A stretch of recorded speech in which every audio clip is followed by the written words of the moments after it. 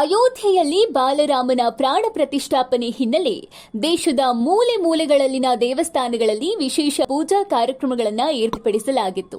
ಇದರಂತೆ ಬೆಂಗಳೂರಿನಲ್ಲಿಯೂ ರಾಮನಾಮ ಜಪ ಭರದಿಂದ ಸಾಗಿದೆ.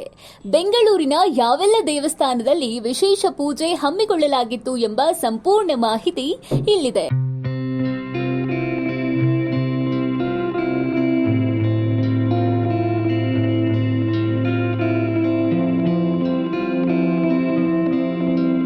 ಲೇಔಟ್ನ ಆಂಜನೇಯ ಸ್ವಾಮಿ ದೇವಸ್ಥಾನದ ವತಿಯಿಂದ ತ್ರಯೋದಶ ಲಕ್ಷ ಶ್ರೀ ರಾಮತಾರಕ ಮಹಾಯಾಗವನ್ನ ಏರ್ಪಡಿಸಲಾಗಿತ್ತು. ಇದರೊಂದಿಗೆ ಸೀತಾ ಕಲ್ಯಾಣೋತ್ಸವ ಹಾಗೂ ಕಲಶಾಭಿಷೇಕವನ್ನ ನೆರವೇರಿಸಲಾಯಿತು. ಈ ಕಾರ್ಯಕ್ರಮದಲ್ಲಿ ಸುಮಾರು 2,000 ಭಕ್ತಾದಿಗಳು ಭಾಗವಹಿಸಿದ್ದು, ಯಾವುದೇ ಅಹಿತಕರ ಘಟನೆಗಳು ನಡೆಯದಂತೆ ಮುನ್ನೆಚ್ಚರಿಕಾ ಕ್ರಮವಾಗಿ ಪೊಲೀಸ್ ಬಿಗಿ ಭದ್ರತೆಗಳನ್ನು ವಹಿಸಲಾಗಿತ್ತು.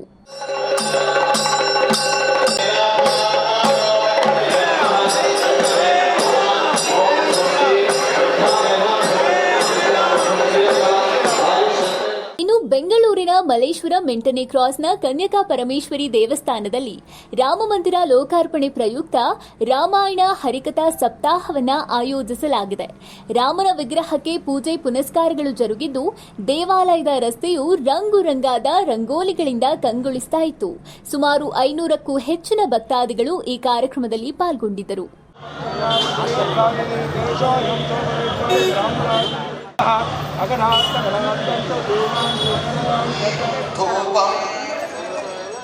ಇನ್ನು ಬೆಂಗಳೂರಿನ ಮಲ್ಲೇಶ್ವರಂನ ಶ್ರೀ ವರಪ್ರದ ಗಣಪತಿ ಸನ್ನಿಧಿಯ ಎದುರು ಶ್ರೀರಾಮ ಮತ್ತು ಸೀತೆಯ ವಿಗ್ರಹಕ್ಕೆ ಪೂಜೆ ಸಲ್ಲಿಸಲಾಗಿದ್ದು, ಎಲ್ಇಡಿ ಮುಖಾಂತರ ಅಯೋಧ್ಯೆ ಪ್ರಾಣ ಪ್ರತಿಷ್ಠಾಪನೆಯ ದೃಶ್ಯಾವಳಿಗಳ ನೇರ ಪ್ರಸಾರ ನೀಡಲಾಯಿತು. ಇನ್ನು ನೆರೆದಿದ್ದ ಭಕ್ತಾದಿಗಳಿಗೆ ಪ್ರಸಾದ ವಿನಿಯೋಗವೂ ಜರುಗಿದೆ.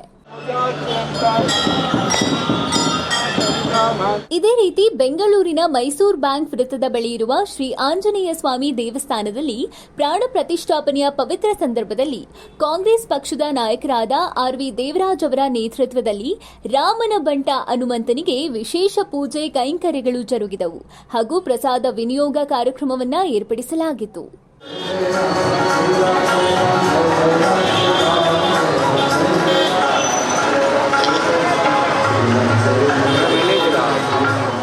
ಹೀಗೆ ಬೆಂಗಳೂರಿನ ದೇವಾಲಯಗಳಲ್ಲಿ ರಾಮನನ್ನ ಅದ್ಧೂರಿಯಾಗಿ ಸಂಭ್ರಮದಿಂದ ಬರಮಾಡಿಕೊಂಡದ್ದು ವಿಶೇಷ.